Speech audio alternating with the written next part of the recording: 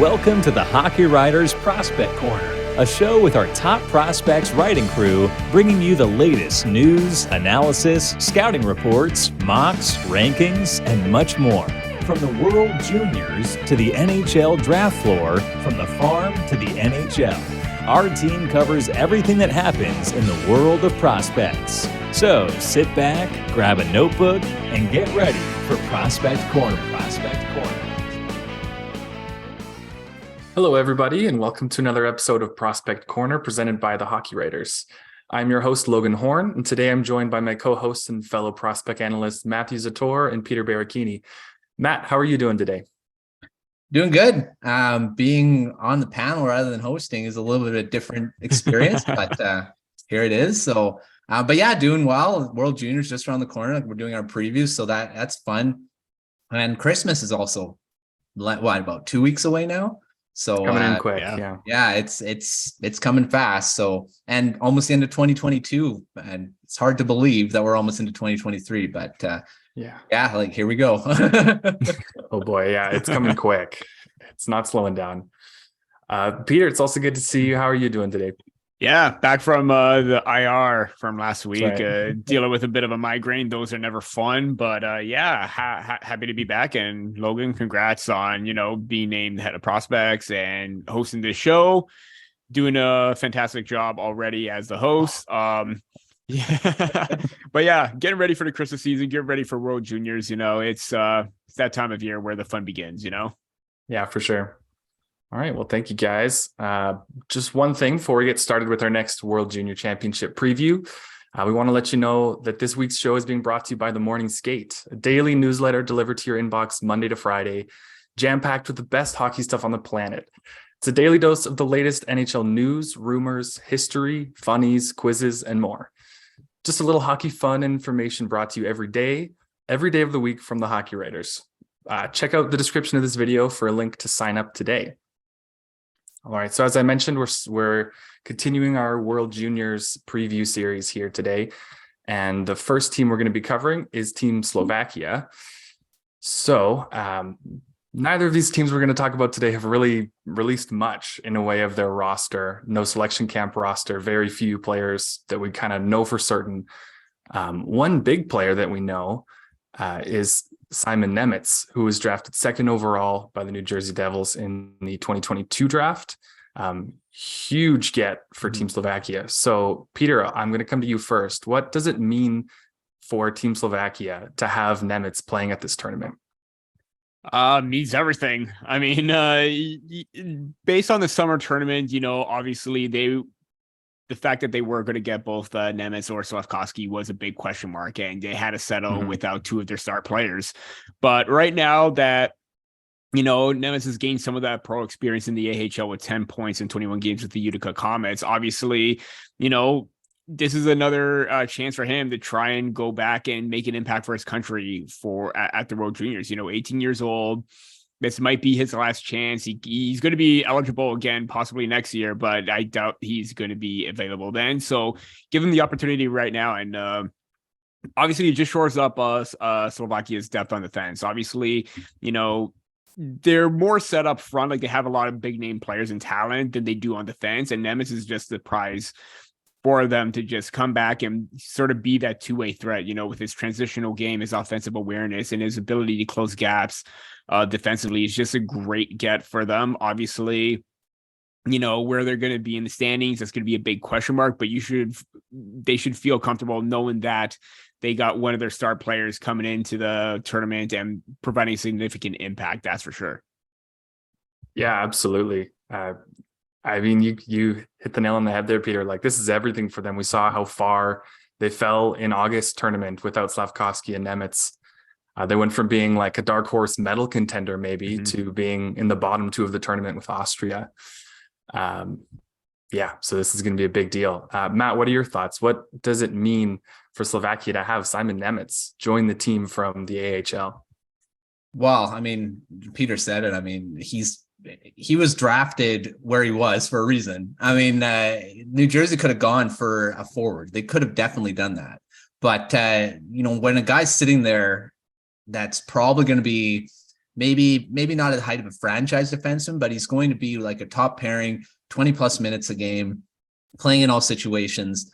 And that's what he does for his team, the national team too. And, having him in the lineup is just going to be huge for the team. Like Peter said, without him, they weren't much. I mean, they're not going to have Slafkovsky, unfortunately, because they want to keep him in the NHL. Obviously, it's, maybe better off there playing, but, having Nemec, which wasn't a guarantee either, they may have wanted to keep him in the AHL.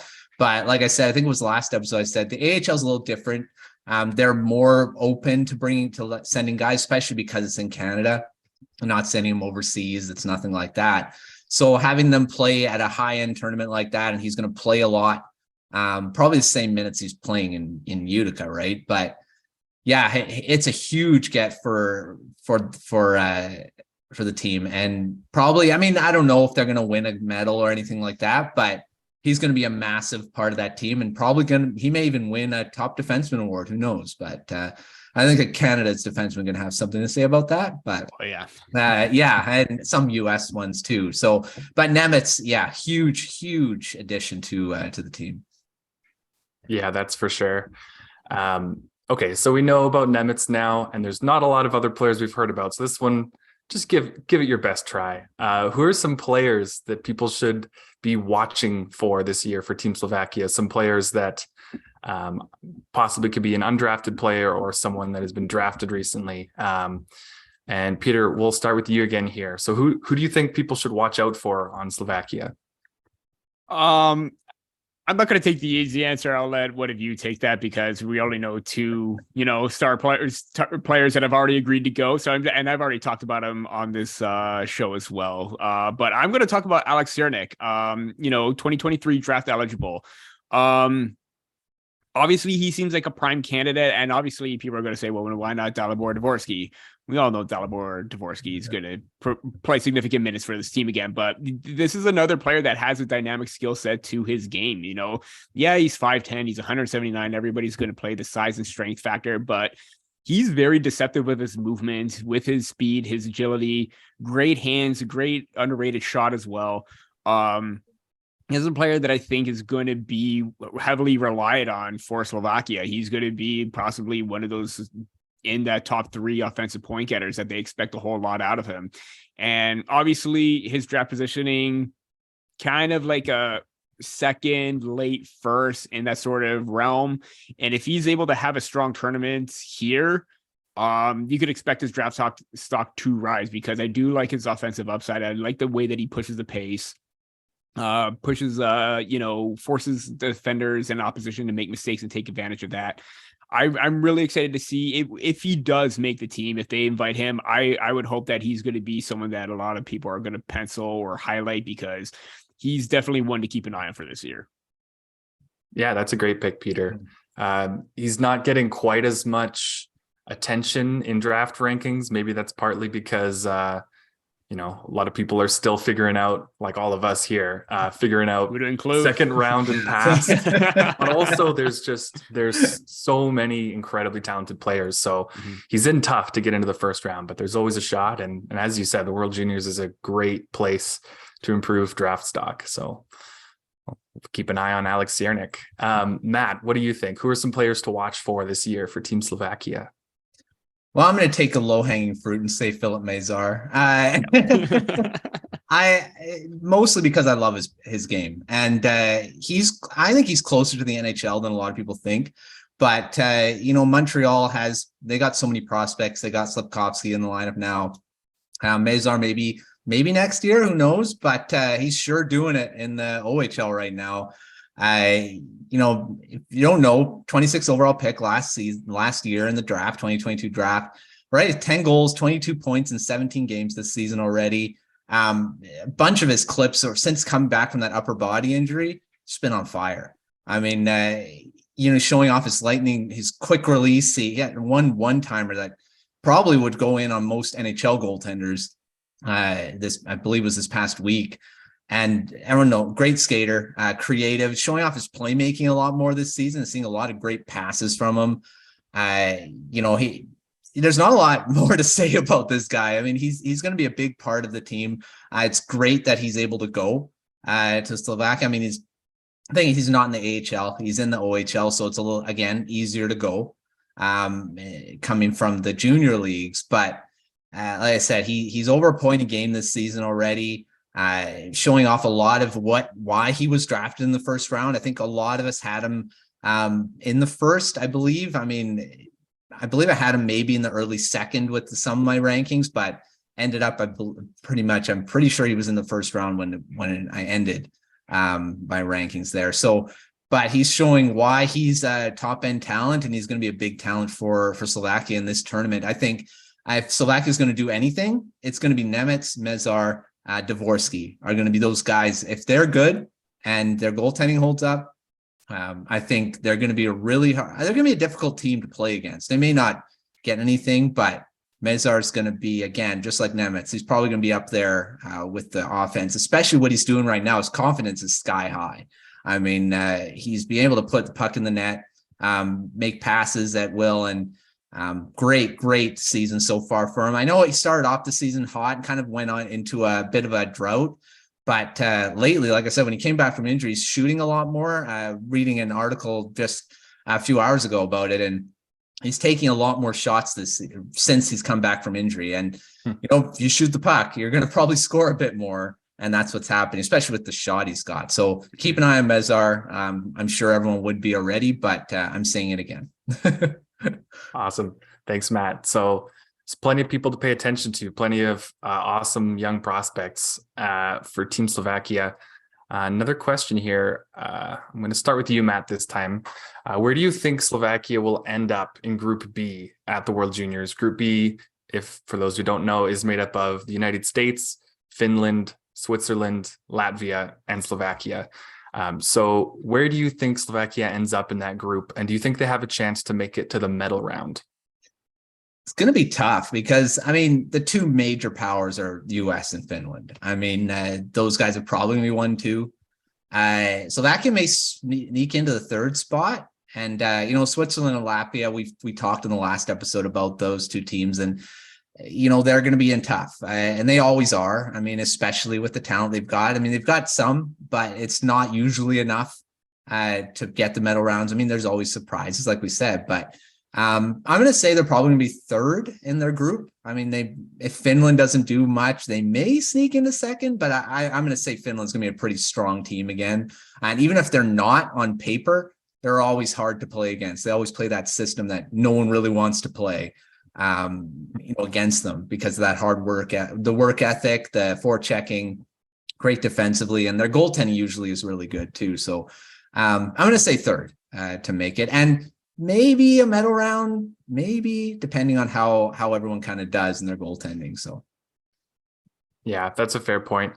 Like you said, I think USA and Finland are tough teams to beat out in the group stage. And it feels like they're kind of battling for third, maybe second. You're right. If someone above them disappoints a bit. Switzerland is no joke. They've proven that in the past, kind of pushing Canada a little bit in previous years. And then also Latvia's no slouch. Last year they joined the tournament in the gap left by Russia, and they were surprisingly good. Yeah. They actually beat Czechia in the round robin stage, the same team that went on to beat the USA in the quarterfinals. So you never know. Yeah. You never know. It's a short tournament. You just need a good goalie and some timely goals, and you can go pretty far. I think I agree with you though, Matt. Slovakia is probably looking at third in Group B. And I don't think they've really got a huge gold medal, huge chance, not gold, any of the medals. I don't think they have a huge shot at any of the medals. I think if they're third or fourth, they're going to be matched up against a pretty tough team. So I'm going to say they're probably out in the quarterfinals as well. Peter, what are your thoughts? Where do you think Slovakia ends up in Group B? And do you think they've got a chance at the medal round? Yeah, 3 or 4 definitely seems like the best bet for them. I would be very shocked if, obviously, upsets can happen. Who knows? Maybe Latvia can pull off another upset like they did against Czechia. Maybe upset both Switzerland and Slovakia. Who knows? Until we see the rosters. But then again, rosters basically means nothing at this point, or even during the tournament, because it's all the fine on wins, right? Yeah, I think that if they're able to get their offense going, I think it's going to come down to goaltending and defense for them if they're able to try and power through and maybe try and keep those goals against down, because if it comes down to goal differential, that's going to be a huge part, especially if you're trying to get that difference in the standings, right? Where you're playing 3-4, like trying to play for your lives kind of thing. But yeah, I think again, that game against Switzerland is going to be circled on them. I think that's going to be a must win. Latvia is going to be a must win. If they're able to win those games, and they'll definitely hold down the 3 spot. But yeah, I agree with you, Logan, no matter who they're going up against, because they're either going to be playing the 1st or 2nd seed in Group A. So that's going to be tough. And we all know right now, you're probably looking at Canada, Sweden right now. So definitely going to be interesting to see how things will play out for that. Yeah, for sure. I will say you made me remember something, Peter. You're talking about goalies there and trying to make sure you keep the goals against down for differential reasons, but also just I've got a feeling this tournament is going to be a high scoring one. There's not a lot of top goaltending prospects who are of the right age to be in this tournament. A lot of them aged out in the last year or two, well, for other reasons as well. But Yaroslav Askarov, Jesper Wallstedt, Sebastian Kosa, none of these guys are in this tournament. So it feels a little bit open. Yeah, there'll be someone who plays great, but I'm not going to be able to tell who it is before they start playing great. So that's going to be a real wild card for every team, every matchup. So one or two games of hot goaltending could make or break your tournament. So and that's on paper, looking at USA right now, that's just deadly right there. So yeah, there's a few top teams we'll get to in the next couple of weeks that they're going to live and die by the goaltending. Honestly, they're going to have to score 8 or 9 goals to win their games, but they could because they're that good. All right, and now I'm just going to move on to a quick fire question that you guys are not prepared for. Don't worry, it's not scary. I just want your answer in the moment. I've just got one for you here and one a little later in the show. So, and before I do this, all the listeners out there, I'd love to see your answers in the comments. I'm just curious what everyone thinks about this. We mentioned it a little earlier. Jiri Slafkovsky seems to be staying with the Montreal Canadiens in the NHL this year instead of coming to play for Slovakia. If you were the general manager of the Montreal Canadiens, would you send him to the World Juniors or to be a top player for Team Halifax? That's where the tournament is.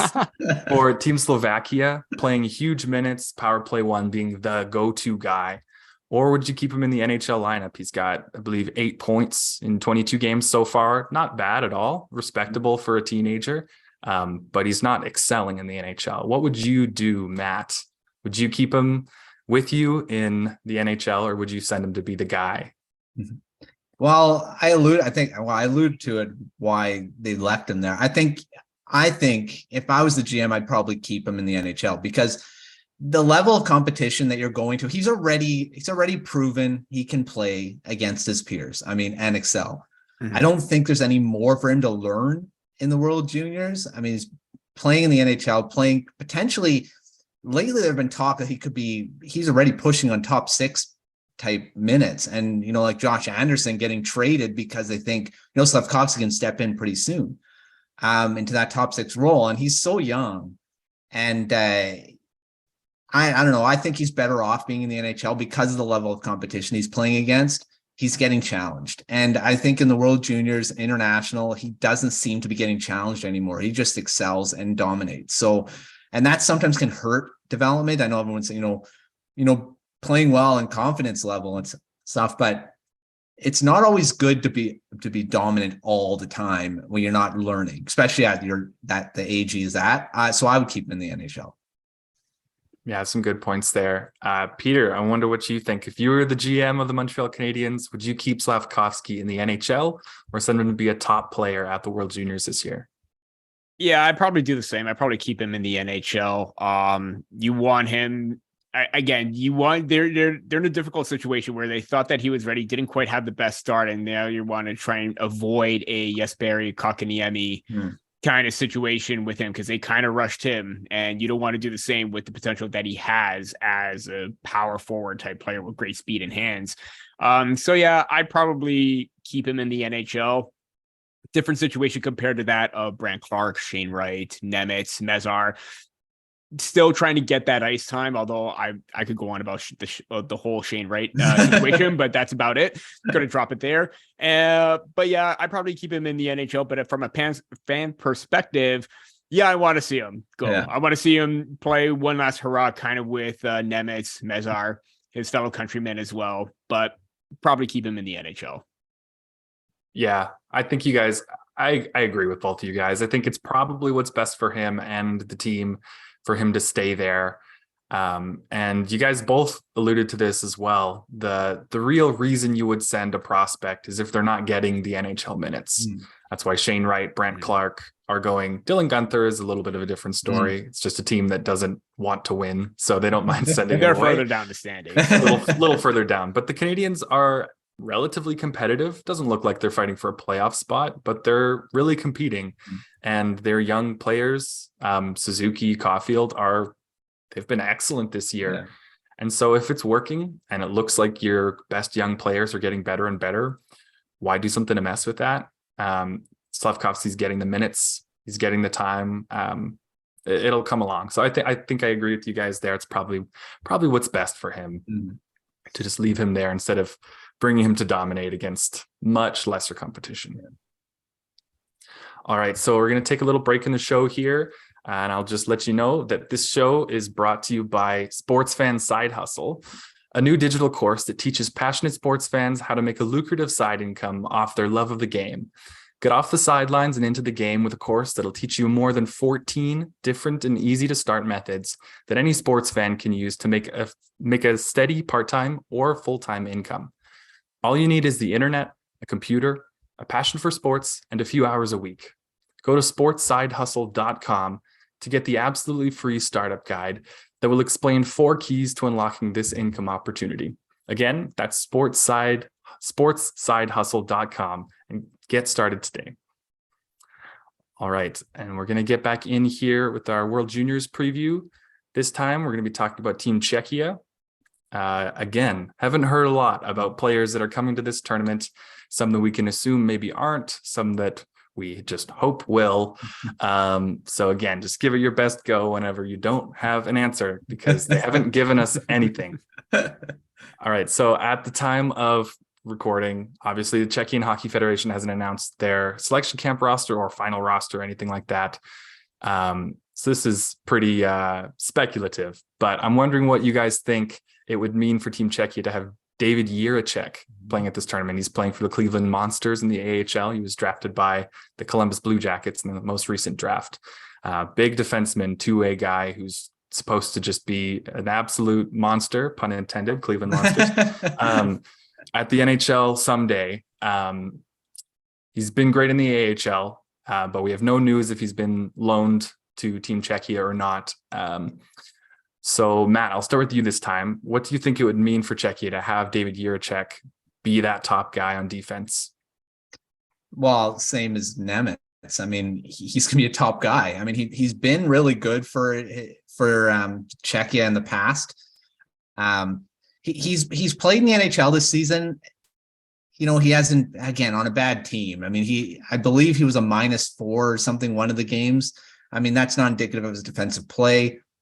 Again, not in a very good team, but he's playing really well in the AHL. And like I said, he may have a better chance of going to Czechia because of the fact that he is in the AHL. I mean, again, very close to where they're going to be playing.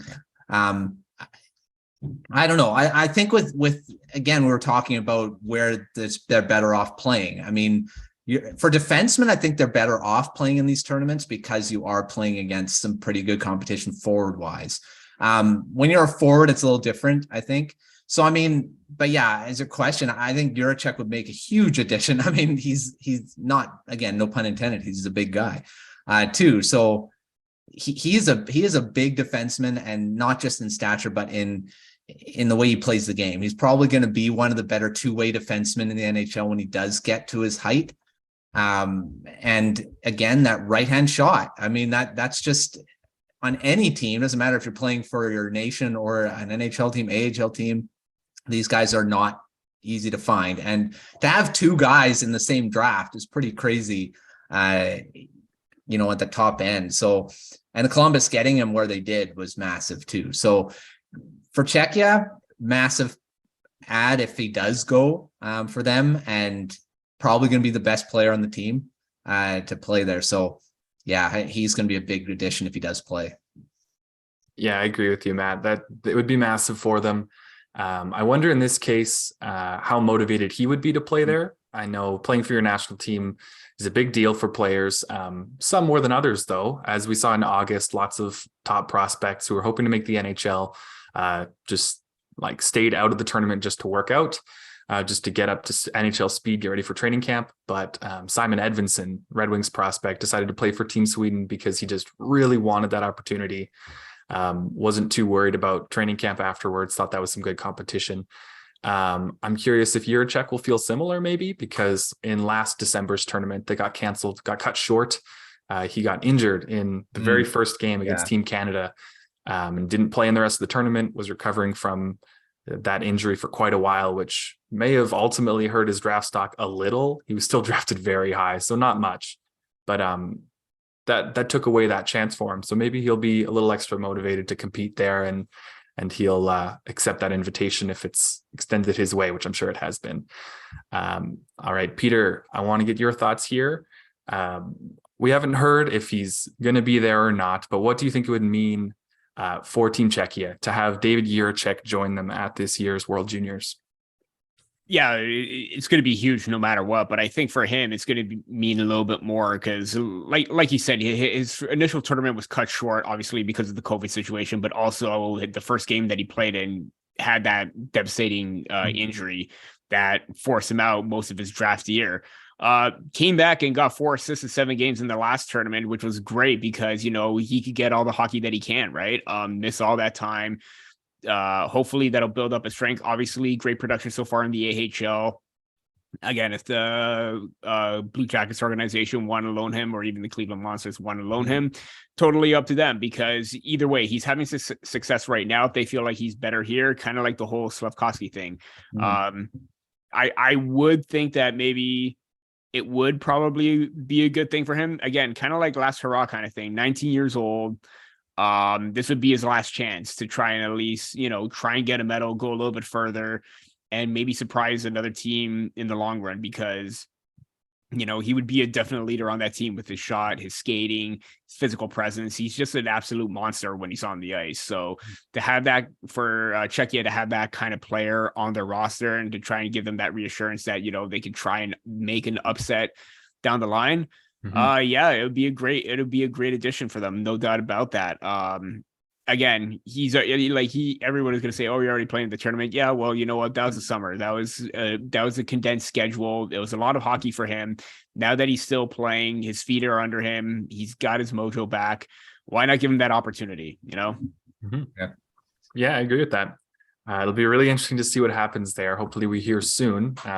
Supposedly this week, we're going to hear a lot of selection camp rosters, hearing a lot of the cuts from those rosters down to the final few cuts needing to be made, or possibly even just final rosters coming out early this coming week.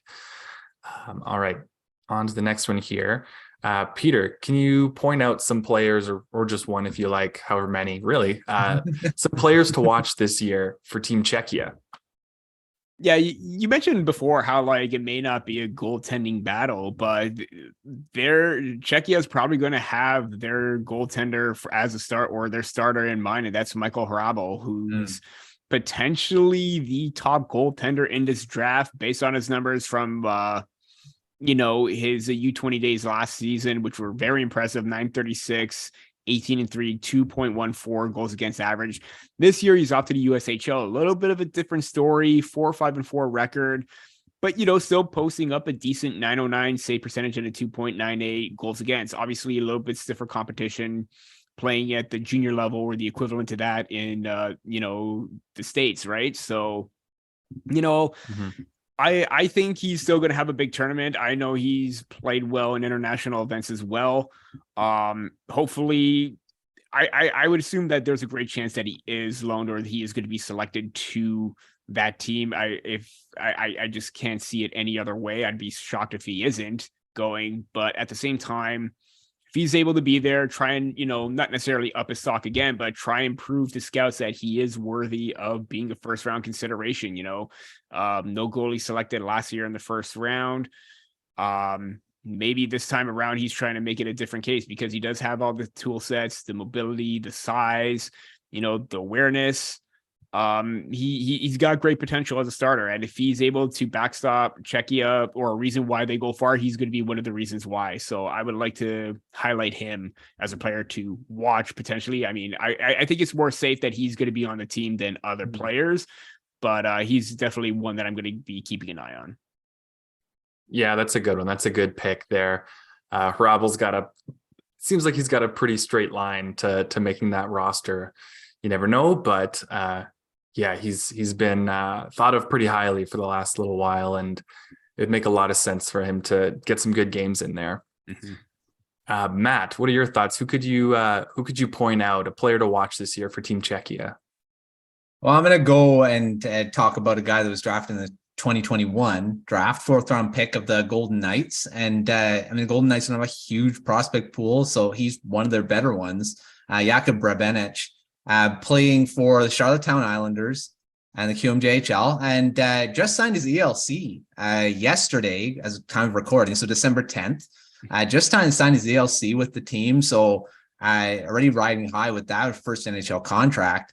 And like we said, we don't know if any of these guys are going, but he's expected to. He's expected to play with Czechia, and already has 8 goals, 25 points in 27 games for the Islanders. And again, great skater, powerful shot, great playmaker. It's like I'm describing Mesar again, but probably a little lower end. I mean, Mesar was a 1st round pick. This guy's a 4th rounder, but he's shown really well in the Q. I mean, offense is plenty in the QMJHL, but he's showing it. He's got quite a few points already, and again, over a point a game, or almost a point a game, 25 and 27, so a little under. But look out for Brabenec, because I think he's going to be one of their better high-end players coming into this tournament if he does get selected, which I'm sure he probably will be. But yeah, Golden Knights, they need their they need prospects. And if Brabenec, if they don't trade him away, that is, they seem to be doing often, he could be a pretty good player for them, and he will be really good for Czechia. Probably playing him in, it's hard to say where he's going to play in the lineup, but probably on the power play, top 6. And for a 4th round pick, for what he's producing, it looks like he's a pretty good pick for the Golden Knights in 2021. So look out for Brabenec. I think he's going to be a pretty good player for them in this tournament. Yeah, that's a good one. That's a good one, Matt, too. For my pick, I'm going to go with Jiri Kulich. Buffalo Sabres in the 2022 draft, they had 3 picks in the 1st round. They selected Matthew Zator, 9th overall, Noah Ostlund, 16th, and Kulich, 28th. And I kind of think there's a case to be made that Kulich has been the best of the 3 this year. Mm-hmm. 28th overall pick. That's kind of wild. You don't expect that to happen. But he's been super impressive this year in the AHL for the Rochester Americans. Not only was he really successful in August tournament for Czechia, but he's produced really good offense in the AHL as an 18-year-old. He has 14 points in 22 games. He's got the speed and the shot to succeed in the AHL at 18. So his speed and his shot are going to be a real difference maker for Czechia, assuming, again, he gets loaned from the AHL to the team. There's 100% chance they want him on the team, which means there's a pretty good chance that he'll be on the team.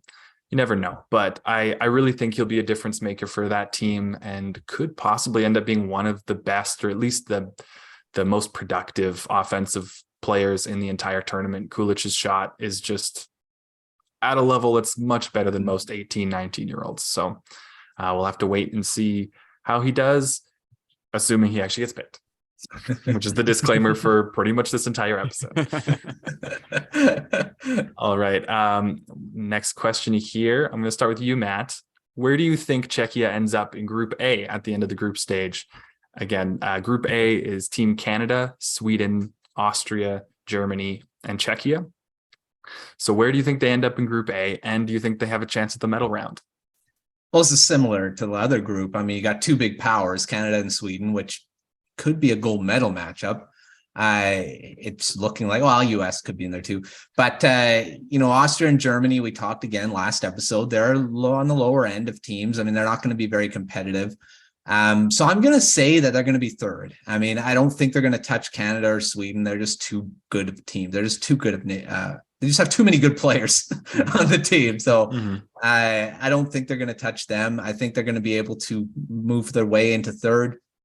And medal round, same as Slovakia. I think they're going to have a tough time getting there, but you never know. I mean, we didn't anticipate the US playing, not being able to, they didn't medal in the last one, which was a very big surprise. So you never know what could happen. Like I say, short tournament, you never know, but I'm going to say third at this point. Yeah, that sounds about right to me too. Peter, what do you think? Where do you think Czechia ends up in Group A? Do you think they have a chance at making it to the medal round?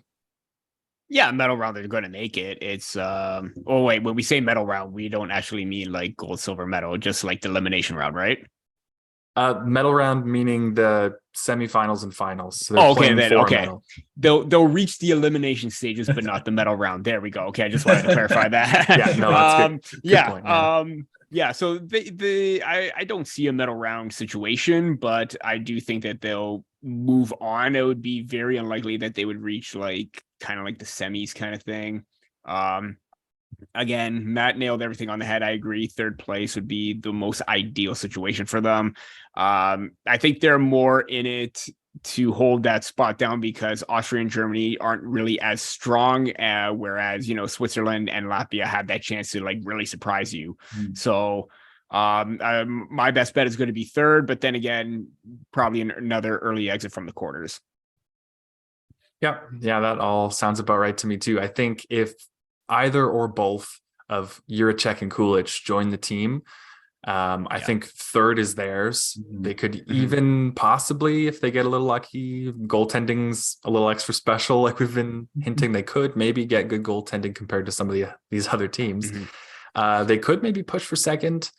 Not likely Canada going down, probably Sweden going down a little bit. They don't have the goaltending or the defense so much this coming year.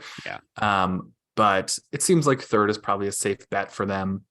If neither of those players end up arriving for Team Czechia, then who knows? Germany could maybe give them a run for third. Austria seems a little unlikely. They don't have Marco Kasper.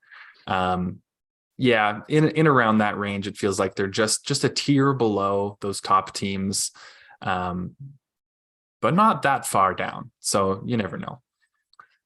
All right, I'm going to give you guys one more quick fire question here as we wrap up Team Czechia.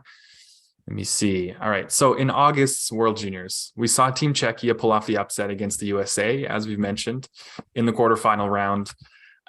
Usually those mean goaltending was great and you had a lucky game. You got some good goals. Do you think there'll be any major upsets this year in the quarterfinals? If so, which two teams do you imagine? It's kind of impossible because the seeding is really hard to predict and then it crosses the group. So I'm not going to make you do all that work. Just give me your best guess and we'll just pretend it's possible. Maybe it's not even possible, but I don't care. Just give me your best guess. So which two teams do you see and which of the kind of the top tier that I just mentioned, teams, Canada, USA, Sweden, Finland, would you see maybe falling? Maybe losing in the quarterfinals, having a rough game and leaving a little earlier than they expected. I'll start with you this time, Peter.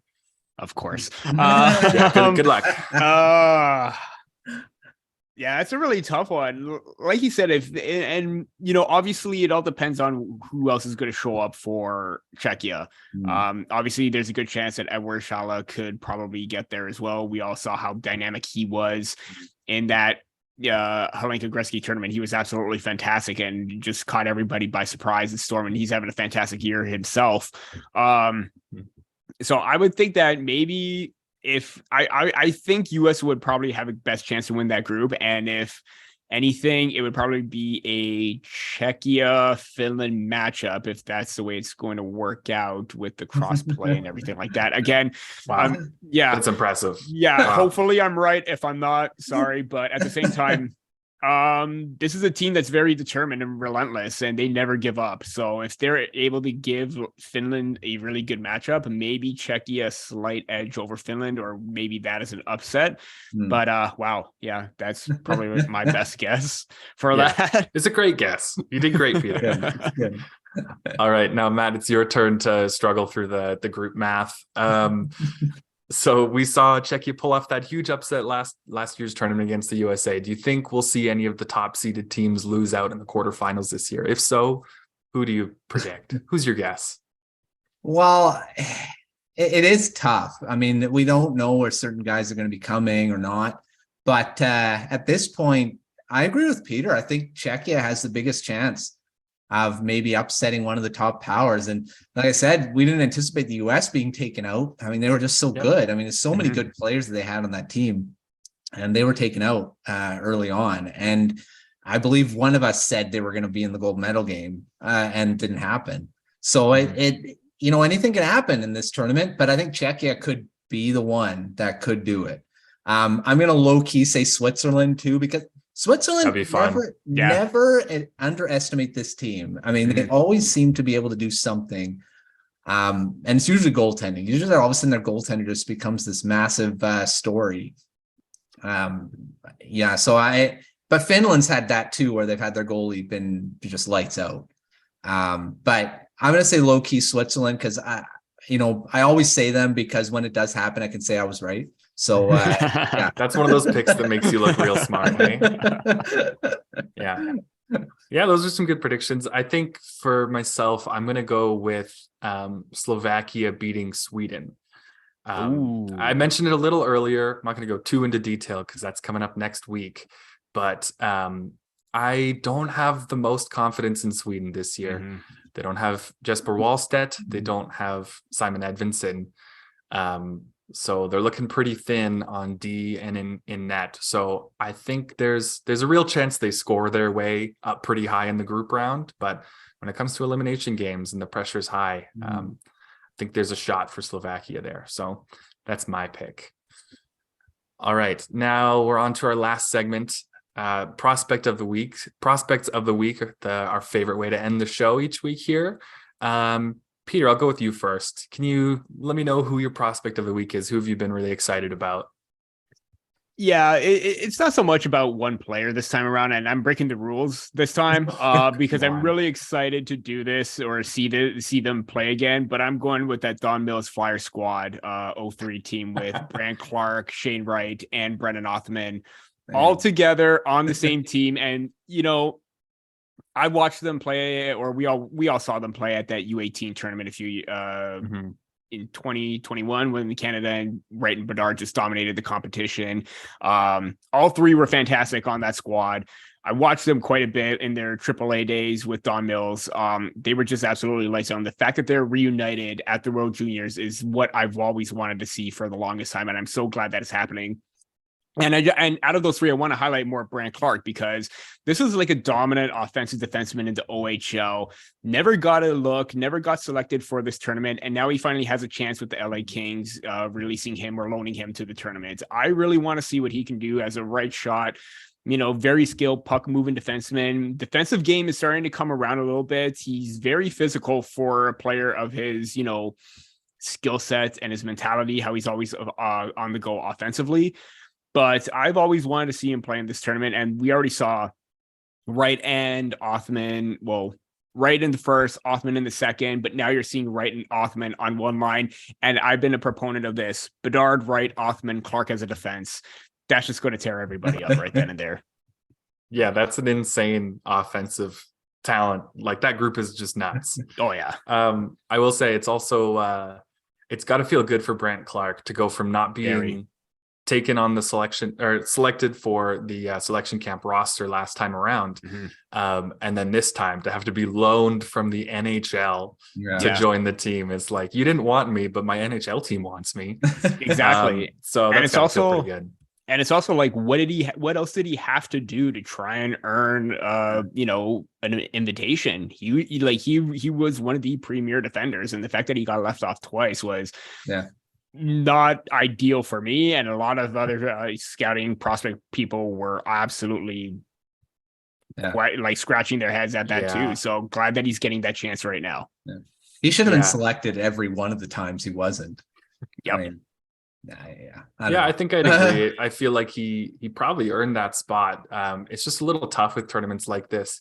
Yeah. You see it with Team Canada's selection camp roster as well. Now they have a lot of offensively tilted guys, and you're not going to win a tournament with 6 excellent offensive defensemen if nobody can defend. Yeah. That's why you saw Olin Zellweger, who scored an insane amount of points in August tournament, paired up with Donovan Sabrango, who some people hadn't even heard of because he had like 8 points in the AHL or something like that in 60 games. But defense is really important. So maybe they overvalue it a little bit when they leave someone like Brant Clark off the team.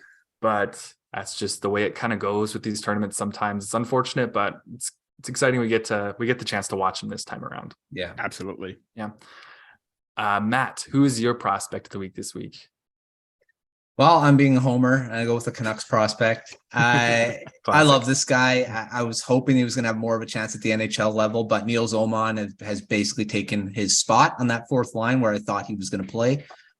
This is Will Lockwood, and University of Michigan, way back when now, but in the AHL right now, scoring at a pretty good clip. He's got 10 goals in 19 games so far, and he's been so good since he was called up. Played 1 game this season already. Had an assist in the game. Got sent back down almost, I think, the day after he had that assist. And now he's scored, I believe, 2, 3, 4, 5 goals since then. And playing in the top 6 in Abbotsford Canucks, and dominating. And this is a guy that's not known a lot for his scoring. I mean, he's not going to be a big time goal scorer in the NHL. He's not going to be a top 6 guy. He's going to be that energy Jannik Hansen type player. If Canucks fans know him from way back, and he's just so tenacious. He's small, but he hits like a truck. I mean, I still remember this one-time training camp. He just took out Luke Shen, and Luke Shen's not small. I mean, he's 6'4", I believe.